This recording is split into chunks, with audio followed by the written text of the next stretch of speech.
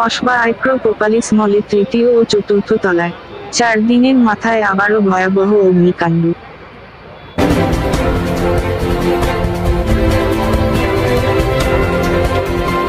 14 June শুক্রবার দুপুর 12টা নাগাদ কসবার আইক্রোপোলিস মলে আগুন লাগে।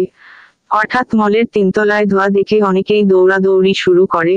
মলের ভেতর ধোঁয়ায় ভর্তি হয়ে যায়, এলাকা অন্ধকার। যারা ভেতরে ছিলেন তাদের দম নিতে কষ্ট হয়। কোনোভাবে তাহাদেরকে নিচে নামানো হয়। খবর পেয়ে 15টি দমকলের ইঞ্জিন নিয়ে প্রায় 2 ঘন্টা চেষ্টায় আগুন আয়ত্তে আনে। আগুনের ধোঁয়ায় বেশ কয়েকজন গুরুতর অসুস্থ হয়ে পড়েন বলে জানা যায়। যে সকল কর্মীরা সকালে ডিউটিতে গিয়েছিলেন তারা জানান প্রথমে 3 তলায় বইয়ের শোরুমে আগুন লাগে। সেখান থেকেই উপরের ফুডকোর্ট থেকে শুরু করে অন্যান্য জায়গায় আগুন ছড়িয়ে পড়ে। কোনোভাবে দমকলের অফিসারদের প্রচেষ্টায় নিচে নামতে পেরেছি।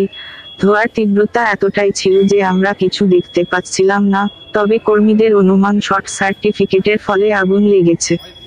তবে কিভাবে বইয়ের শোরুমে আগুন লাগলো সঠিক কিছু জানা যায়নি। সমরেশ রায় ও শম্পা দাস, CNTV, কলকাতা।